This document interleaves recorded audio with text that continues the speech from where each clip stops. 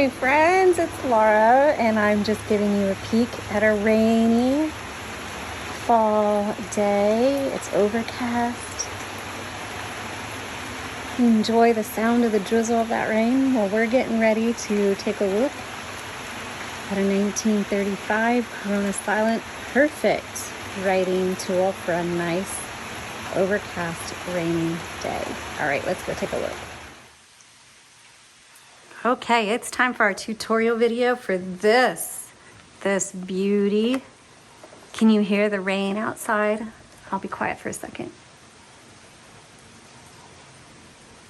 I don't know if you could hear it or not, but it's just like a perfect snuggle up with a cup of coffee, sit down with a nice, handsome, pensive typewriter, and just dig into some good writing. It's a perfect day for that. Anyway, but we are going to do a tutorial today, for this 1935 treasure. It is a Corona Silent.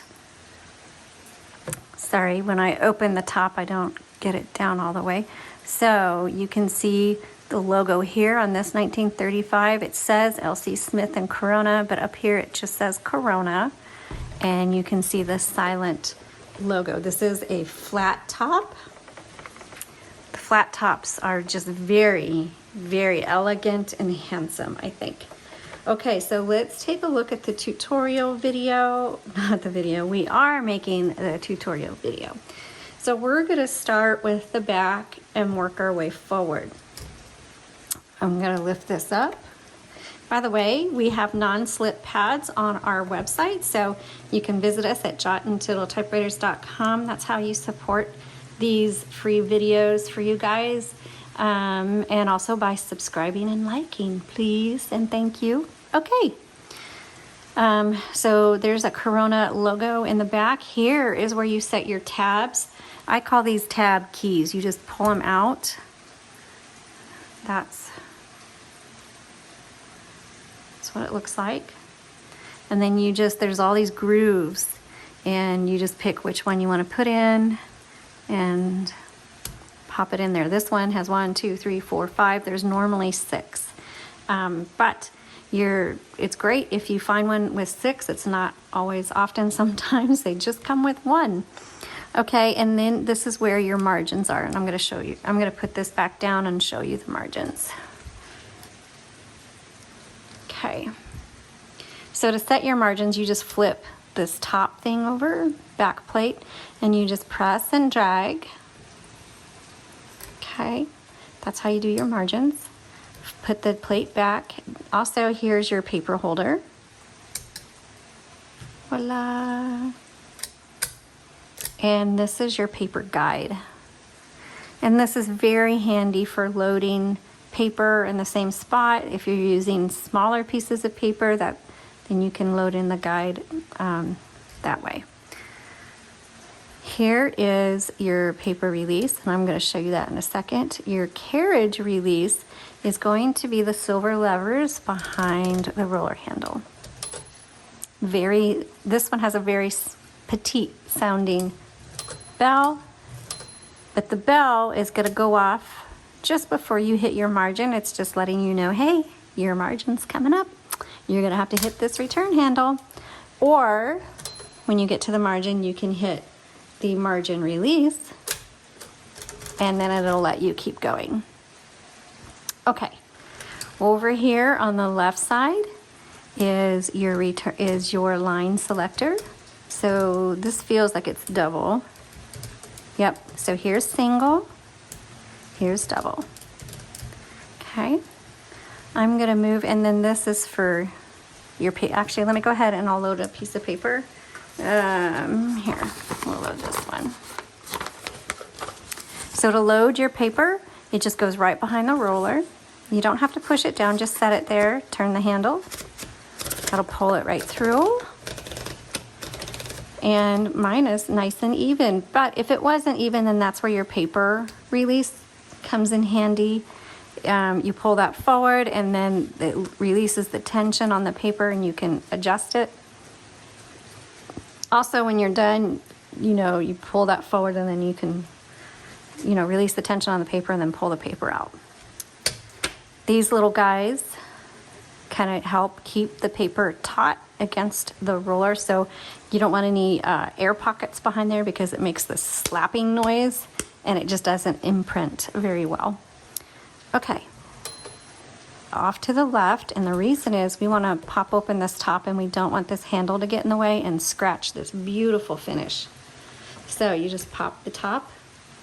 Inside you will find your spools. The originals were metal spools. You may still have your spools or not.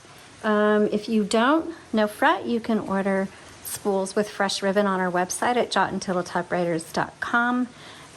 If you have your own original spools, but the ribbon is really old, you can send us your spools and we'll wind it with fresh ribbon for you. And the option you want to choose is custom ribbons, okay? When it's time to change out your ribbon, it's very easy. I mean, it's simple, but it's messy. So you just pull these out. And they're a little more, this one was a little more stiff than most typewriters. And I'm gonna unroll it so you can kind of see. And I'm not able to zoom in. I got two, anyway, I can't zoom in, I'm sorry. Black on top, red on bottom. Now you want to make sure it goes in the guide wire. There's one on each side, and then the middle. So I have an up close photo of this whole area, and if you click on the product listing link, it will take you to the photos for this typewriter, and then you can bookmark it for your reference, or you know, save it, whatever you want. Make sure when you look at this up close photo that you load your ribbon so it looks like this. And oops, this one came out of its grid, and I don't know if you can zoom in, that's great, but you'll see there's like a gap in this metal piece. Your ribbon needs to be threaded, and I know my hand, that's why it's hard to show you how to change a ribbon, because your hand, the hands get in the way. But there is a gap right there. And what I'm gonna do, you're not gonna be able to see it, is I'm gonna grab that ribbon and I'm gonna thread it through that gap so that it's loaded properly. So you're not gonna be able to see this because my hands are in the way. And there we go.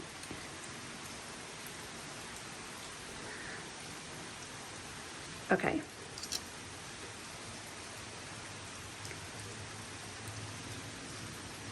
So there. So now you can see it's threaded properly through. So wet, and you can see how messy that is. So you have to get in there and just kind of jimmy through it and kind of pull and push through all the little slits you see till it looks like this. And that's how you do your ribbon. Make sure when you pop it down, there's a little pin. There's two pins, the big one in the middle and then a little one on the bottom. That little pin has to go through one of the holes on your spool. So it might just take a minute. Oops. And your ribbon can get twisted like this one does. So I wish I could say there was an easier way. You can get the cartridges, a typewriter with a cartridge, and you just pop it in, but honestly, this is much more fun. There we go. And so then that went right down. That's how you load your ribbon. Very messy, takes a little time, but you can do it. Okay, this is your tension adjustment, and that determines how hard these type bars are going to strike your paper. Also, when you get to the end of your spool, there's lots of ink in that ribbon. You're going to want to reverse it. So here's a manual reverse right here, over on the left side. You just go, you just click it back and forth. And that's what that is for. Your color selector is here. Black is on the bottom, red is on the top, white is in the middle, white is stencil. It won't imprint anything. So if your typewriter is not typing properly, two things to check: ribbon reversal and making sure that your color selector is firmly on the red or the black. Okay, when it's time to close, And as you noticed when I first started the video, this was a little up. You have to make sure it's popped down all the way. Okay? And because it tends to pop back up. All right. Here's your backspace. Backspace does not erase. You just type over your mistakes when you make one. Not a big deal. Tab, I showed you how to set the tabs. This is where you hit the tab and it'll go from tab to tab. You have shift and shift lock.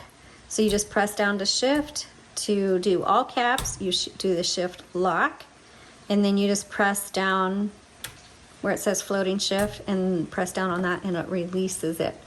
What the floating shift means is on some of these older ones, when you would hit shift, it would lift up the carriage. The carriage would go up and down because your type bars have 2 letters on them and you're not going to be able to see it. But if you look at your typewriter, you'll see there's one on the top and one on the bottom, uppercase and lowercase. And so the carriage would shift, and you can feel it on your pinky because that pinky is carrying the weight of that carriage. But the floating shift shifts this whole escapement and basket area, and it's much lighter, it's a lot less clunky, and just a much more smooth experience. Okay, oh, I forgot to show you one thing underneath the hood here. Let's pop this back open. If you want to know your serial number, like the year it was manufactured, right here is imprinted on the right side. Sometimes you have to use a flashlight, but just lean over and you'll see the serial number stamped in the metal frame right there. And then you can go to typewriterdatabase.com and look up the information for your typewriter. All right, thanks so much for watching. I hope you found this helpful. And if you've got one of these beauties at home, may you enjoy it so much. If you need help with cleaning up and restoring it, please visit our website. We do have a typewriter repair directory, so you can look for a repair person in your area. It is not complete, it's ever growing. If you know of somebody and they're not on that list, just let us know. All right, thanks so much and happy typing.